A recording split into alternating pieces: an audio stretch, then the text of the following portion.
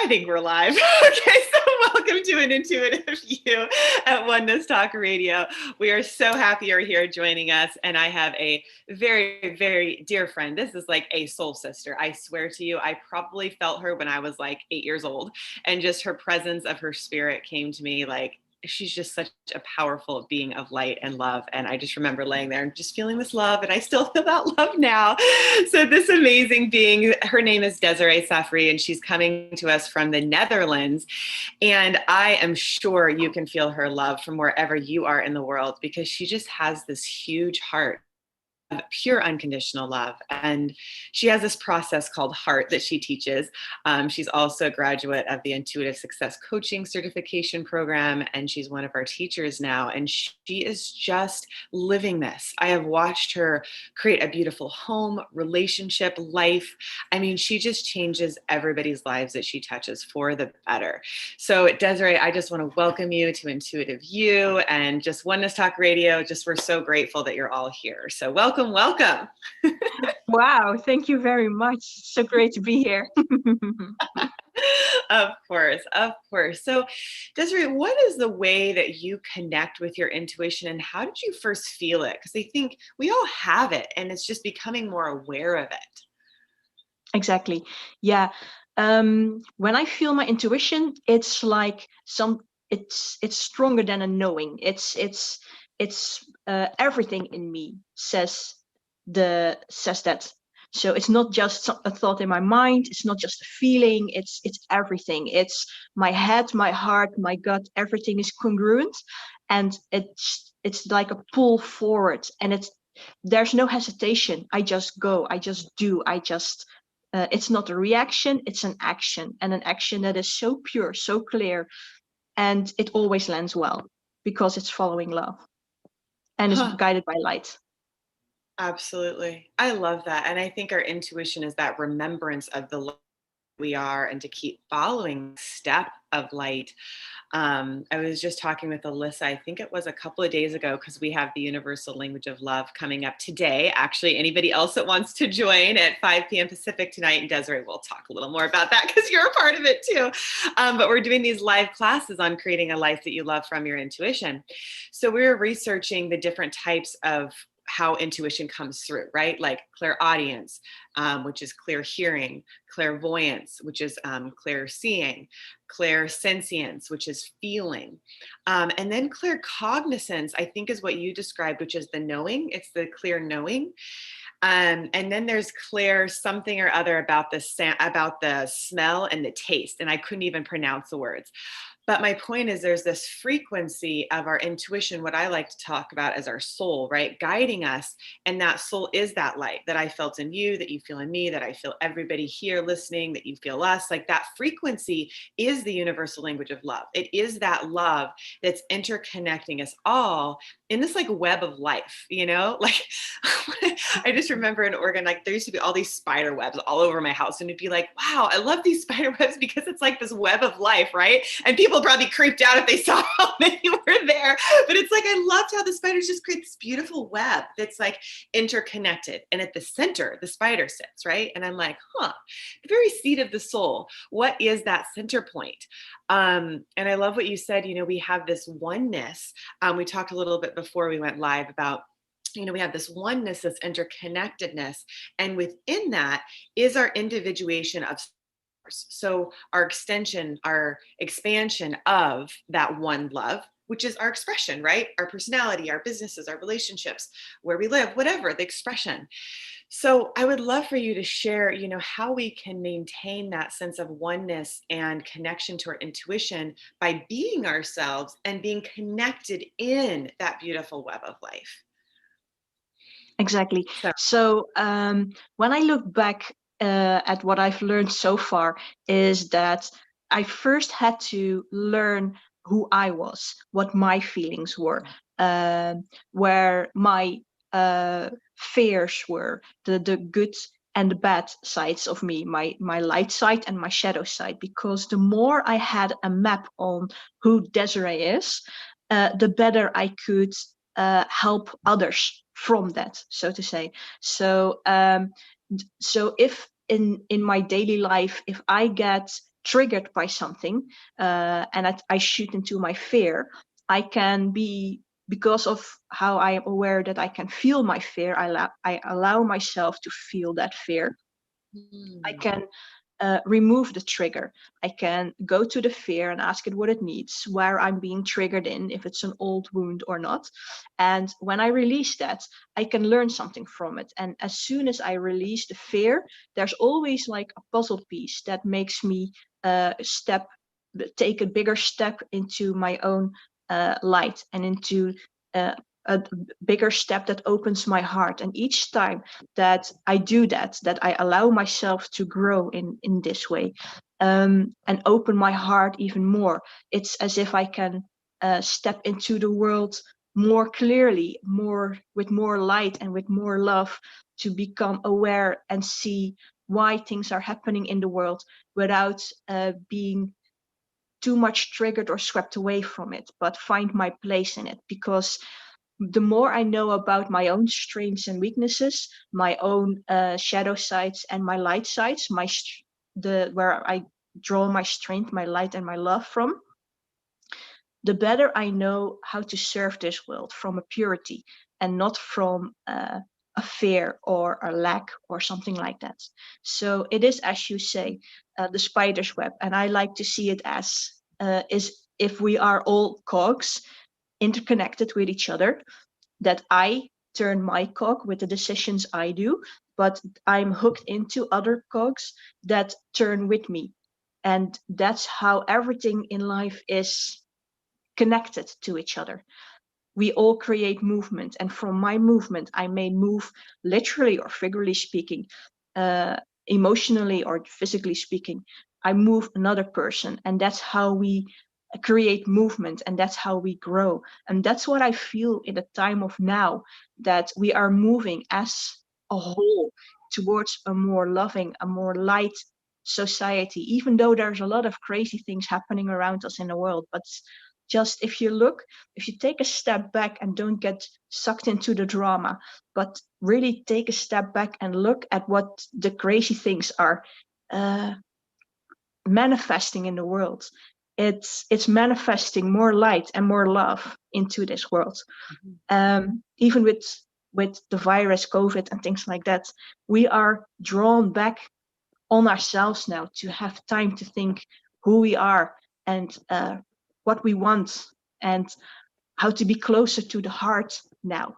And then from there, because that's the first step, first you come home into your heart before you can uh, mean something to the world around you. Does that make Mhm. sense? Oh, I love it. It's just like music to my ears. It's so beautiful. Coming home to your heart. And what I love that you said, a couple of things is, like you have a place in the world. So it brings you back to the place that you uniquely, perfectly have. And my guides were really speaking to me strong yesterday. And they're like, you are perfectly you. Just like he's perfectly him and you're perfectly you. Like we're all perfectly ourselves. And in that cog example you're talking about, it's like as you become you, you make your decision that affects somebody else, right? And you want it to be guided from love, of course. It is full interconnectedness. I always say about the fear, right? It's like the perfect example. I think we talk about that in fourth chakra, like face your fears with love. So, like, you're not denying the fear. Like, it's such a beautiful way that you are doing that is you're facing the fear with love, feeling the fear, but not letting it take over you, and getting the message saying, oh yeah, what is it you need? Because it's just energy, right? It's like turning on a light bulb in a dark room. Like, what is it you need? Or a child needing something, it's like an aspect of us that maybe we don't even understand. I remember I was talking to another really good friend, this was months ago, and she's like, well, why don't you just, I was at that point, I was scared of like going to an airport because of the COVID. Since then, I really just completely let it go. And I was like, whatever. But she's like, feel the fear, and just feeling it releases it.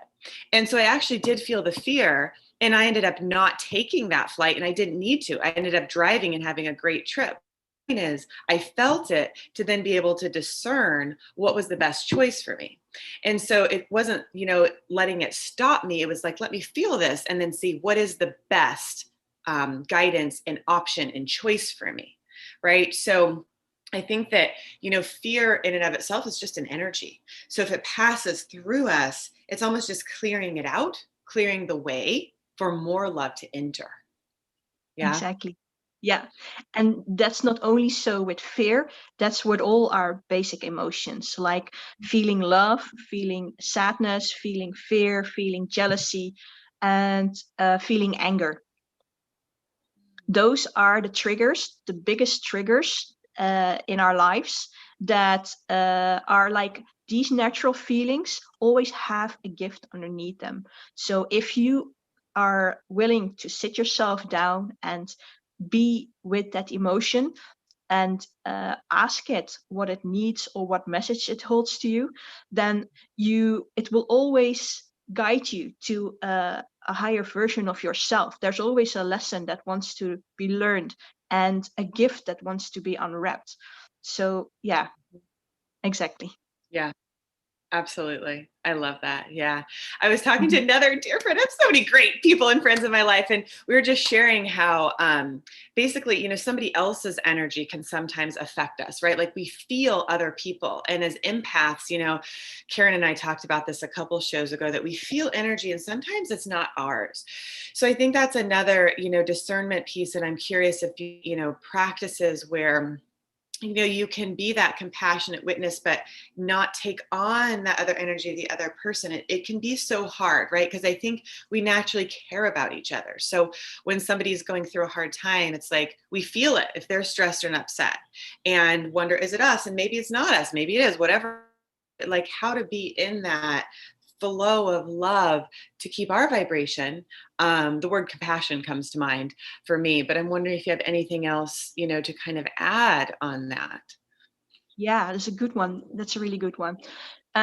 Especially for us empaths, we have such a strong remembrance of how it is when we were in the collective, to be as one, to feel the love, to feel the light. And coming here on Earth, um, what I remember mostly as the lessons that I've learned so far is for me to accept that I'm human now, that I am no longer part of the collective as strongly as I was before, but that I chose as a soul to come here and to have the freedom of choice to experience my life, to experience a life, and to experience my life. How do I live as Desiree? And I fought that one a long time because it felt alone and it felt uh, confusing. Um, that everything that I witnessed in life, that there was suffering, that there was people who weren't well, and I couldn't understand it because I've been brought up in a family of love. There's so much love and so much light in my family with my father, my mother, and my sisters, my sister and my brother, that to not have love, that was a foreign concept to me. And I also remember that I struggled, I fought as a child for a very long time to they call it when you fall out of paradise, that paradise resembles the where we come from source or from God or whatever term you use for that, but from the connectedness. And the first time a baby is born and has to cry for their basic needs, that's when they drop out of paradise. That's when they realized, like, okay, uh, being met in my first needs is not automatically anymore. I have to do something for it. I have to cry for it. I have to feel discomfort and then it will come to me, so to say. So I fought that feeling for a very long time, keeping myself on the outer perimeters of society, so to say. I was always the person alone in a room on the side wall, you know, just because I couldn't understand life. I couldn't understand the suffering or the need to suffer. But as the older I became, the more I understood that nothing is without a reason, and that's it's not the suffering, but the lessons in life that sometimes feels like we are squeezed, or often feels like we're being emotionally squeezed in corners, or I describe as well as if we're being pushed through a bottleneck, like it's very compact. And then but when we get it, when we understand why a situation has happened and we come to the other side, the release that comes in emotion, in energy, in the way we are allowed to grow again to a better version, a bigger version of ourselves, is so beautiful. And that's, to me, what life is all about now. So as an empath, just to summarize, the thing is, yes, we are born with such a high degree of what light and what love and what connectiveness should feel like, and how confusing it can feel when it's not, when there's so much suffering around us, or so much pain or sorrow that you feel that from the world around you. Then it's even more important to know that where your tools are, where your gifts are, who you are as a person, and how you can fit into these cogwheels, into this play, so to say, and where your responsibilities lie, how you want to show up in this world and mirror your love and your light back into this world. And that is going to help all the people around you who are linked to you, even the ones that don't like you, they even more. They learn Mm. even more, even though they are not aware how much they learn from you, but they learn the most. And that's also on yourself. The people that annoy you in your life the most are the ones that carry the greatest lessons for us. As long as we are open enough, brave enough, and willing enough to take on the challenge, to take on the Mm. transformation. Does that Mm. make sense? Of course. Like I said, it's like music to my ears. I love it. You speak my language, and I feel everybody listening understands. There's just a knowing, and it's, like I said, a remembrance of who we are. And it's funny, I remember in high school, I had kind of a similar experience. The word utopia, which I think means like a perfect world, I remember some, I think, English teacher saying something like, well, the world isn't like that, and it's not a perfect world, and it's a power struggle, and people, what they really want is power. And I remember thinking, but the world could be perfect. Like, I want to create a perfect world that, like, it's all love, everybody has what they want. Like, that's how the world should be. And I guess I actually believe in that still, that everybody can have what they want and work in harmony.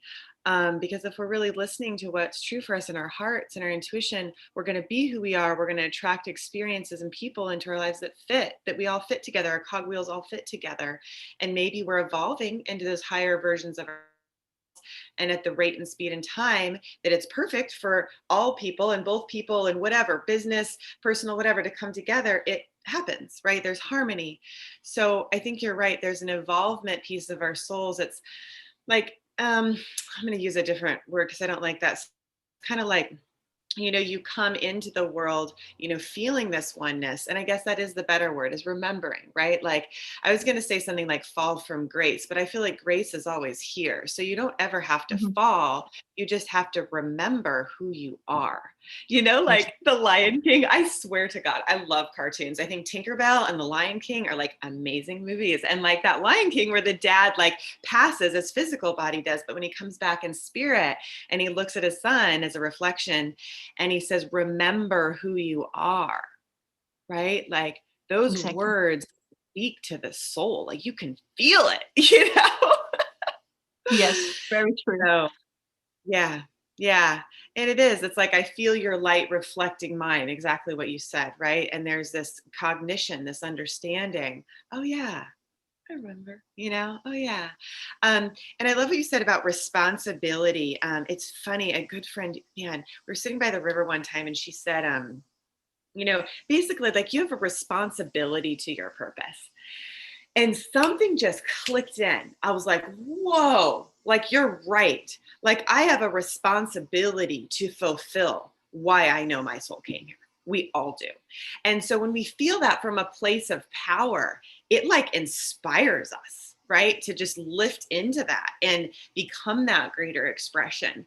And I think to feel the oneness in our hearts, as that spiritual connection that then can move through our physical bodies, right? And we can create, my mom likes to say heaven on earth, right? But you're moving in that greater flow. Um, and I think releasing what you don't need, like you can hear probably the garbage truck outside. Anyways, And that's a how nice interconnected. metaphor. And that's a nice metaphor, because the more garbage of ourselves we take outside, the more room we have to fill ourselves with love and light. Right. We don't need the garbage of old trauma or lines of people that we grew up with that diminished ourselves in our freedom, so to say. Like if we got told in our lifetime that you're just short and you can't reach, or you won't make it, or things like that, and you choose, because that's what it is. They can say it to you, but it's somewhere in you that you choose to hold on to those sayings. That's your responsibility, okay, to see that, to acknowledge that one. So if you then, because then you also have the freedom, if you choose to hold on to something that doesn't serve you, you can also choose to let go of that. I don't say it's easy, because it takes some process to go through that, but that's the way it is. So when you choose to let go of that, as I said just now, we take out the garbage in our energy bodies and things like that, and our light bodies, then we free up space to take in what we do need, and that is love and light. Mm-hmm.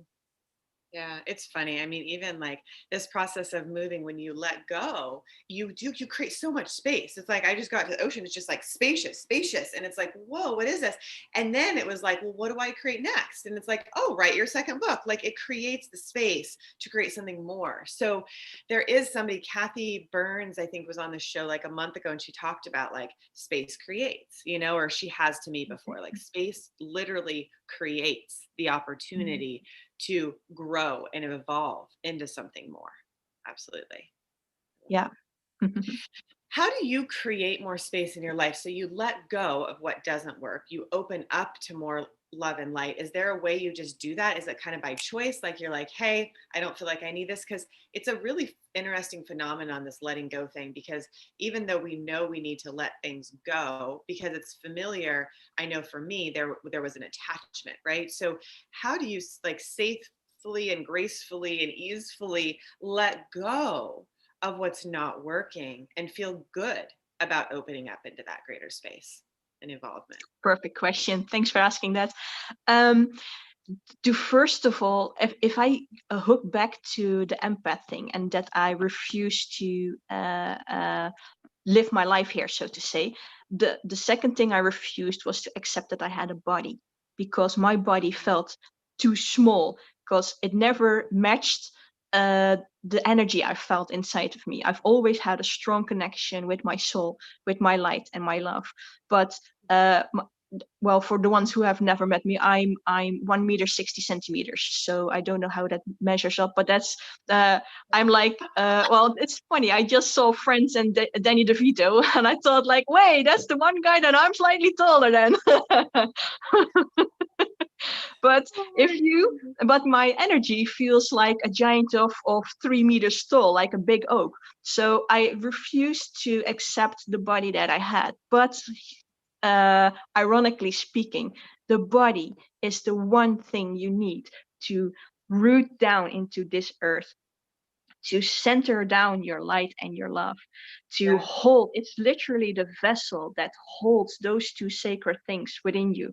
So when I refused to connect to my body, I literally didn't have such a great connection with the outside world. Like literally, when I was walking in a street in how do you say that? When you go shopping, people would literally bump against my body because I was not visible. I refused to own my body, so people didn't see me. I always blame I always blame my height, but that's another thing. When I don't take responsibility in acknowledging that I have a body and blame the outside world for not seeing me, it's a visual circle going down, a spiral going down. So as soon as I recognized, yes, Desiree, you are born, you are an individuation of source, of the oneness, you have a body now, use it, own it, live in it. And as you know, that's when we met, that as soon as you helped me with this, in reconnecting with my body and not reconnecting with all the bodies I felt around me, because my energy felt so big.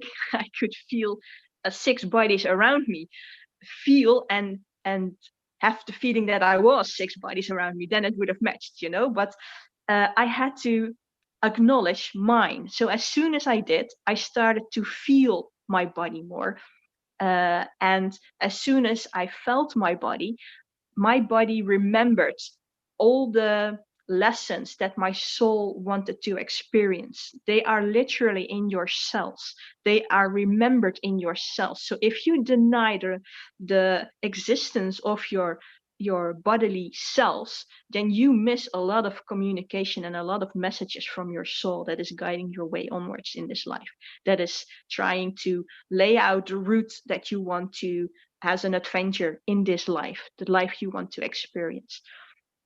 So as I started to connect with the cells in my body again, it started to show me where, again, what the basic feelings I had, like the that I've named before. And as soon as I started asking those basic feelings, like, okay, why? What are you telling me? What am I supposed to learn? It opened up more of me and acceptance more of my body, and relayed gifts to me, and it really anchored me down in my body. And the more I anchored myself down in my body, um, the more visible literally I became for people around me. They no longer bumped against me. They sometimes, I live near the beach, so when I take a walk on the beach, I have a new hobby now, as I told you, like collecting things off the beach, and then uh, in the sequence that I find them, they tell me a story. I call them stacks, and I connect a message to them. And just walking on the beach can fill me with so much love and so much light that I can hold within, literally in my body. Now it radiates from my eyes. You've seen that too. But then when I look up, I can see people smile at me, or children come up to me and they want to touch me, or owners are suddenly their dogs walk towards me and they want to be cuddled and pet. That's a natural cause of effects, so to say, when we fully embody love and light. But we need to, before we can have that, we need to accept who we are, and that we are a body, and no, even though we are a body, we're still connected to the whole. Yeah. Yeah, I mean, it's just so beautiful. Like my tears welled up because I remember that's when everything shifted for you. When you got in your body, you manifested your dream home, you manifested your dream partnership, and you got to experience your life as your soul intended it. And had you not faced your fears of being in your body, of accepting yourself, being yourself, and feeling your body, whatever was moving through, to create the space again to have that experience of this beautiful home and partnership and life. So it's just such a joy to witness, like, you did that, like you got into that and are living a life you love because of it, right? And again, I know it sounds silly saying it so many times, but it's a remembrance. Like you said, your soul, your cells knew. And so when we get into our body, and I think that's why so young, I figured out that the gut really is the visceral experience of your intuition. Like it really does, because I tested it. It's like, yes, your heart knows, but if you drop deeper into your gut, it connects your heart with your mind too. And then it brings all three of those centers together and embodies you. It allows you to be the messenger of that love. And so just sticking with that, knowing, like, I just want everybody to trust and know that that soul and cellular memory is in you right now. And just like Desiree says, as you open up, you feel your body, feel your emotions, and like, I think we're all so probably emotional and intuitive because we're so tuned in. And so we feel things so strong, right? Like a prick feels like a ton of bricks. We're like, whoa, you know? But it's like to have the courage to stand, just like I love this Buddha. This is from Bali. And I meditate with this Buddha all the time because you feel the centeredness. Do you feel that no matter what's going on, there's this presence of soul, of knowing, of witnessing the emotions, feeling, and having that, and now embodying it, right? So there's this presence that when we embody it, we become it. And that literally is the intuitive success coaching process. It's allowing the universe to move through us and activate that intuition that already knows. Right. And so the more we can do that, and I love how you work with kids, like, you know, in your daily life, like not only are you a part of the intuitive child now, but like your daily life is you work with kids. You are that beacon of light saying, hey, like even without saying anything, right? Again, the universal language of love is a frequency. It's love. It's the heart, right? I would go to Thailand not knowing the language and speak love and have people take me around the islands and take care of me, right? Like not even asking for it, right? The love holds you. So when you go into these classrooms and you're working with these kids, you're holding them in your frequency of love without saying anything. Like, I know eventually you'll talk, but it's your frequency. And so all of us, right? Like listening, like we have this frequency, you know? Another one of those people I was telling you about earlier, like she took a flight. Like I was like, hey, by the way, you transformed everybody on that flight and everybody that was like underneath on in America, like that light that you are like transformed that whole, like those states, you know? So it's like, it is so powerful. And like, if we knew, which we are giants energetically, we are giants of love and light. And, you know, when I moved here, started coming here more, like I would tell my friend, I'm like, literally my energy is growing into this, like this giant energy, like it's way beyond your physical body. And when you embody or embrace or feel that power, like you're unstoppable, right? And then there's another level that I've experienced, like some fear of, oh my God, I'm that powerful. Oh, okay, what am I consciously creating, right? Back to your point of choice, like what am I choosing? Because I choose everything from the moment of this thought and how I feel to who I have in my life, to what I experience, to where I go, to where I live. Like we've all probably been in some point of feeling like victim, but are we really, when we really move into the creator, like if we've had an experience, you know, where maybe we felt victimized, where did that experience take us into a new level of power to now consciously create what we want because we're that connected? So Exactly. just some thoughts, you know, if they resonate or not. They do, exactly. And what you said about being the victim, in being in victim, not in victim mode, but being a victim in a situation and how to turn that around, those are very powerful experiences that Mhm. we can grow from. Yeah, I once saw this movie like Power of the Heart. It's a movie about people's experiences. And there, I don't remember what the girl was called, like, but she was, I believe, in Africa, and she was hiding, and she had to be hiding behind in a room with a closet in front of it. And if the closet was opened or removed, then they would see the room where she and another two girls were hiding. And then if they were discovered, they would lose their lives. That was a certainty. And then but and those, she had to stay for weeks, I believe, in that room. And that must have been very terrifying. And the way she describes it, it's unbelievable, believable but unbelievable. Like, my God, did she had to go through that kind of thing? But also the amount of love that she felt, uh, also in that room, for even though the fear of losing her life was so big, the amount of love that she felt, it was incredible. So that's how two things can exist at the same time. And it comes down to perception, like which one of the two do I choose? And this is where the freedom ties in again, the freedom of choice. Which one of the two do I hold on to? as the experience I want in this moment?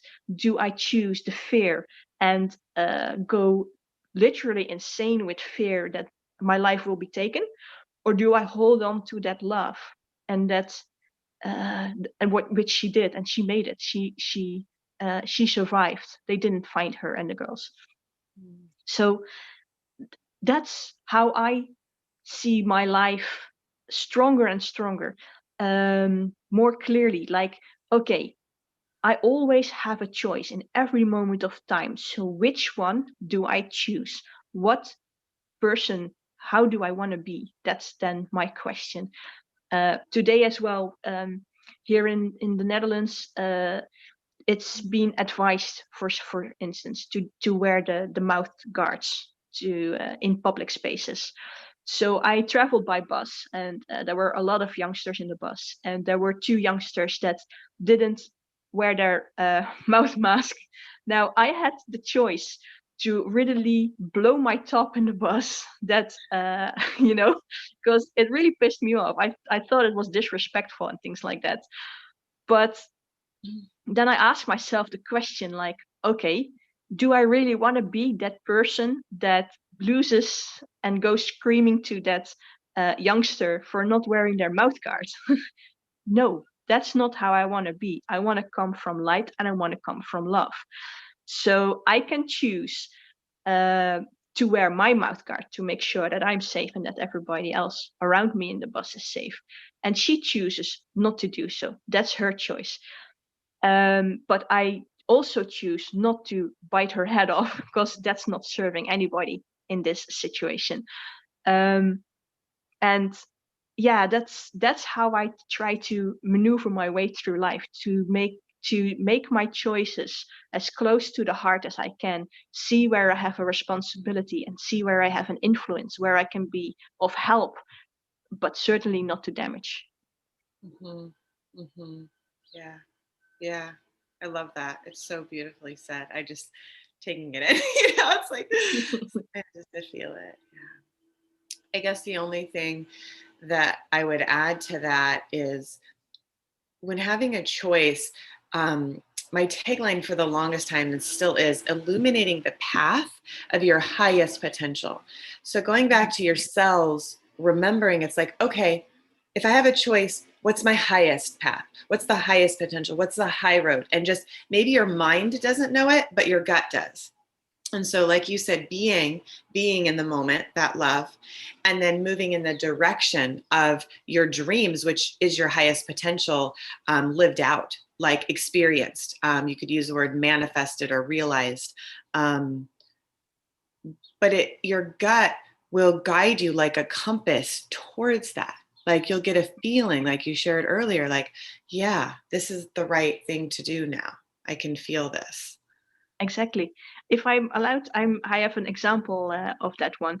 Um, I got a phone call, my mom got a phone call to be of service to somebody as a volunteer, but she was unable to do so because of her schedule. So I overheard the conversation, and as you asked at the start of the show, how do you know that your intuition is there, and how do you know how to follow it? My head was out of the picture, but I knew with everything within me, I have to do this. I have to ask my mom to call back the person that she had to say no to, and ask them if I can do her, if I can step into her place and fulfill the task she had to do. So she did, and it ended in the most magical experience that I had for myself, because I met up with the how do you say that, in your language, I think it's a pastor, the one who baptizes you, yeah, Mm. and does your commune, yeah, the little, okay, excellent. So I met up with him again, and I had the opportunity to be with him in the final days of his life, and we had such amazing talks together, me from how I look at life, and him from his point of view of life, because he's still connected very strongly to the church. Mm. And even though we came from two different directions, it was amazing to see how we spoke the same language, and that is the language of love.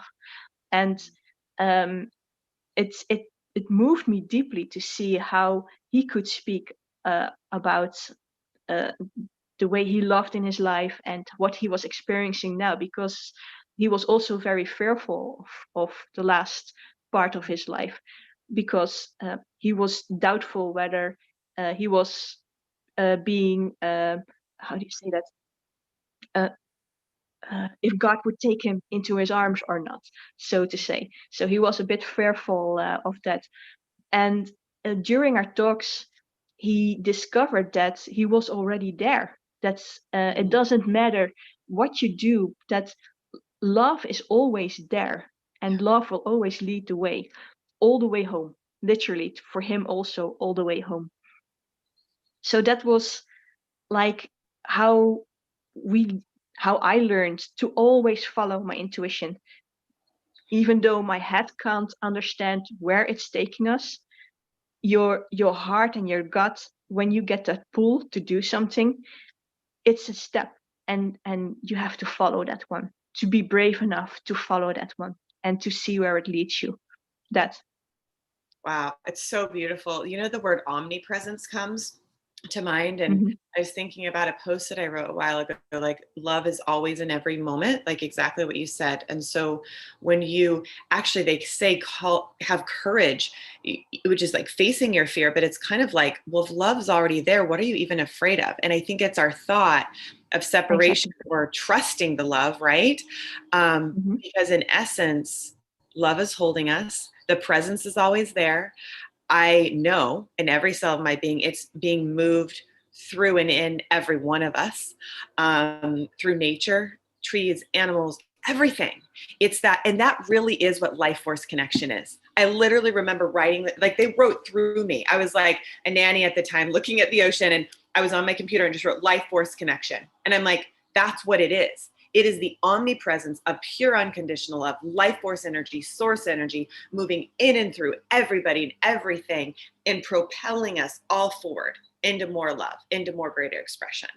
And so I think to recognize and make the choice, if you choose, that it's always there, to connect to the love in the moment, to follow that pull of your intuition. Like when I left my scholarship in Whittier at college for the school, I like literally felt something pulling me down to La Jolla. Like it was like it's a pull. It's like a magnetic pull. And so that next step, even though you may not fully understand that, I think that's what you mean by your mind is like, what, there's this heart knowing and this gut connection that your mind will later follow. And, you know, I've said it before, I think there's 500 million cells in your gut. So there's something about your body that's telling you, and really to invest in your health, you know, the nutritional, the vitamins. Like, you know, I just talked to my mom this morning. I'm like, man, you know, like I'm buying these vitamins because I know I need them and it's worth it. Because, you know, my mental and emotional stability is so clear when I have those right nutrients. And so we all need to invest in what is it that we need to nutrify our physical bodies with. So it's like that instrument of love, right? And it plays this beautiful music in harmony with everything around us, Hmm. right? Creating that Yeah, next involvement of the cogwheels. exactly. Yeah, exactly. And just to grab back on something you said just now, like there is no, for to me, let me keep it by me, but to me there is no right or more wrong. So what I mean with that is, if we in a certain point of time do not have the courage yet to accept the challenge, to accept the gift, then it will always come back in time, in a circle, and it will always reconnect with us again, so we can try and do the lesson again. So because I firmly believe that what is ours can't be denied, and what I mean with that is that if there's something, a gift in the future that we need to evolve ourselves into a wider version that can hold more light and love, that lesson will come back to us in a certain moment that we are ready for it. We are allowed to practice, because this life also is also about fun. That it's not only like, if you don't get this lesson now. Well, sorry, buddy, you missed the boat, and well, exit stage. No, that's not how it works. We get millions and millions of moments to try to get into the best version of ourselves. 100%. I mean, I was just thinking about, yeah, some recent experiences, and I guess what's being shared is um, they're gentle nudges. So your intuition is like a gentle nudge. It's like, because the universe really is cradling you. So it's like, here you go. And we're just going to nudge you. Like, that's your intuition, that gut feeling pointing you here, just a little nudge. And if you go great and fly the first time, if you don't, you hold on, like I've done many times. Hold on, hold on. Okay, like Desiree said, oh, come back again, the circle, still holding you. Oh, here's more opportunity. Here's more support. Oh, now I feel ready. Now I've embodied this. Now I trust my intuition enough to take that step. And there's no judgment, right? That's why the intuitive success coaching process is unconditional love. There's no judgment. Like, why? And that was the other piece I was getting, I don't know, a while ago. I thought, in oneness, there is no judgment because there's not separation, right? There's choice, there's discernment, there's not judgment of, good, bad, right, or wrong. There's just, oh, I choose this because in my wholeness, this is how I want to be in love and acceptance. And in the oneness, I attract that into my world. Okay, right? So maybe just everybody listening, if you want to just kind of notice where you're being gently nudged and what you need to take a step in that direction. Mhm. And as an addition to that, I also mentioned that jealousy was one of the 5 emotions, basic Yeah, emotions. yeah. There's nothing wrong with jealousy, because jealousy is, how do you say that, a pointer to something that your soul knows is in you, that you recognize, Mhm. but your mind is still in the false belief that it's not there. So if you are jealous of something or somebody around you in your surrounding, pay close attention to that, because there's a gift of yourself being remembered, that you've got the same qualities in you. Yeah, exactly. It's like you're recognizing that because that's you, like you said, in you. And that's Yeah, probably something you're going to experience. So you're like, oh, yeah, I want that too. Cool. I associate with yeah, that. I recognize yeah. it. But as a child, we've been unlearned that being jealous of something is naughty, is bad. You shouldn't be jealous of something. Mhm. But if you refuse to listen to those nudges, to the nudges of jealousy, then you miss a lot of pointers of qualities that you have inside of you. Yeah, you know what? I got to see, I haven't seen this friend for years. She just met me with her family on the beach. And she said something like, cut those thoughts off. She's like, just cut those thoughts off. They're not true. And I was like, so awesome, right? Just cut those thoughts off. Like whatever you're told or have been told or are being told that isn't true, cut those thoughts off. Exactly. So it's just like you can imagine a cord connected, just cut those thoughts off. So it's just so fun, bringing that funness in. So with that, I want to open the phone lines for the next like 10 minutes or so, because we're a little bit past 9:45 and we have to wrap up a few minutes before 10 Pacific. Y'all can call in, 858-692-4555. Again, that's 858-692-45555. And that will just get you right in. And if you want to call, we can answer if you have any questions for Desiree or I. And then Desiree, we can just keep on rolling and tell if we get a caller. So Yep. yeah, anything else you want to say or share? Just bringing back to that, I guess I just feel this circle right now, really from my heart to everybody listening, it's just this full circle of just gratitude too.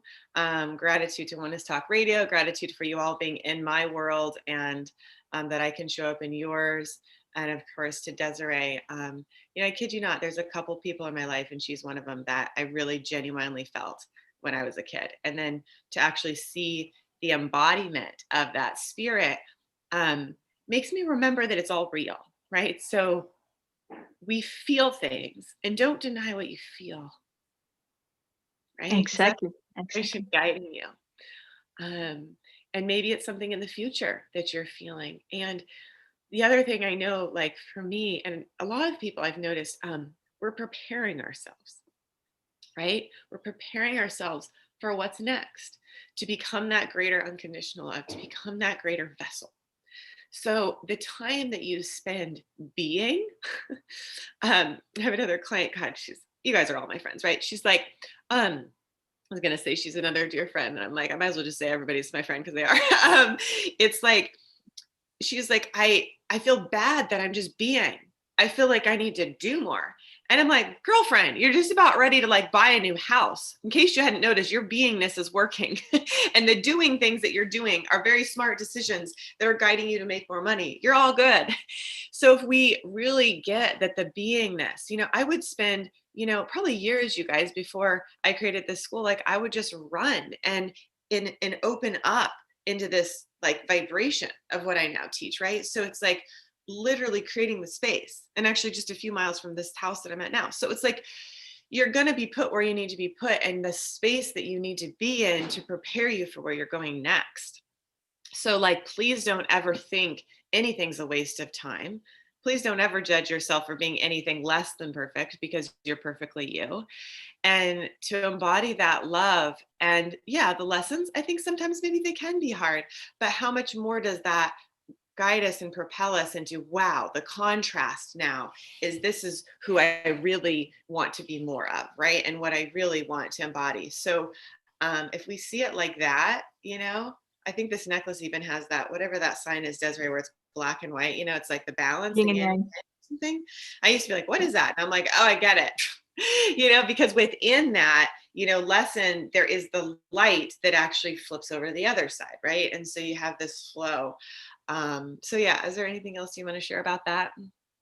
Well, actually, it's awesome that you mentioned the yin and yang, because even though how dark it gets around us, there's always light. There's always light to guide us back home from the darkness. And also, when we are in total lightness, there's always a little bit of darkness that's allowed to be there to remind us that we have the both, that we are I was almost going to say fortunate enough, but we are fortunate enough to have the both in our bodies, that we can experience the both in our bodies, both lightness and darkness. Because when you are in total darkness, when life hurts, you can feel like you are at the bottom of this well. And if you just look down on the floor of the well, we sometimes forget to look up. And when we look up, there's always the light, that is the sky. When you are down on the well, the floor of the well, you look up and there's sky. And the distance between the bottom of the well and the ceiling of the sky, that's how much space there literally is in ourselves to hold both, as if they are like, what do you say, scales. Like as much darkness that you can hold of yourself on the other side, that's in equal measures how much light you can hold on the other side of yourself. And those two measurements give space for you to be beside somebody else who goes through their hell or their sadness. Because without being somebody who says like, oh yeah, I've been there, I know what it's like. No, just to be there, to hold space for them, to experience their own darkness so they can climb out by their own strength back into the light. That's how I see the function of why we suffer, to have both and have the strength from both experiences, both light and darkness, to be beside somebody else who is going through his own struggle. Hmm.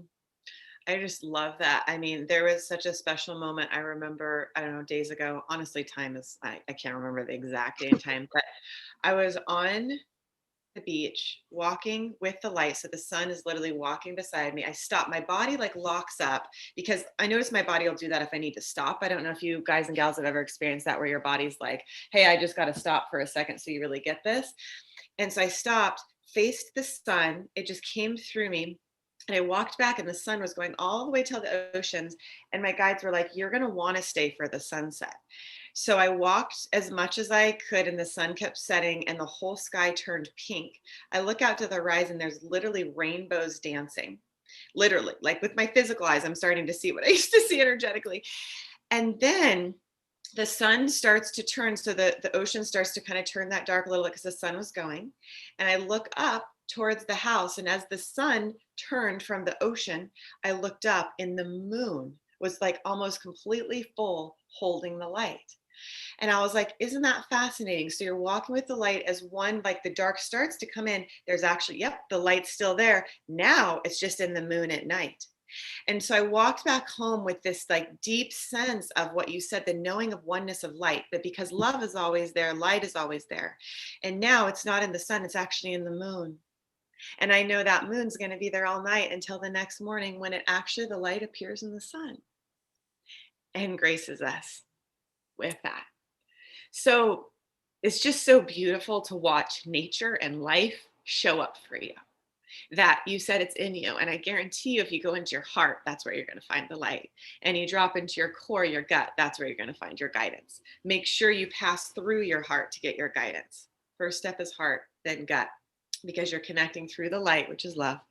And then that inner compass of your intuition activates and guides you on the illuminated path of your highest potential. Exactly. And should we ever forget our own lightness, there will always be somebody in our lives to remind us of it. Even if it's just a person that pours the coffee from you at Starbucks, or you walk on the pavement and somebody says good morning. In brief encounters like that, or it's a dear friend that calls you out of the blue, there's always somebody that calls you back to your own light. Yes. You have been one of those people in my life, and I am so grateful for you, so grateful for everybody. You can follow us at www.lifeforceconnection.com, learning about the nonprofit at the bottom of that page, and onenesstalkradio.com. Please check out all those shows there. You'll also find Intuitive You every 9 a.m. Pacific time. And Desiree wanted to share her email with you if you want to connect with her directly. So Desiree, if you want to share that and just spell it out maybe so people can get it if there's any language dialect difference. Okay, yeah, so it's DCA Safri, this is my last name. It's DCASAFFRIE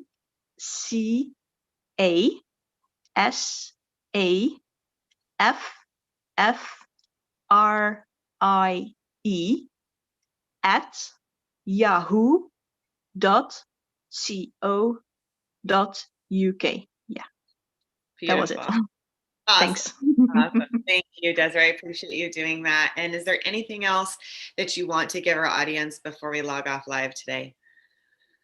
Well, that I wish that everybody will have a magical day.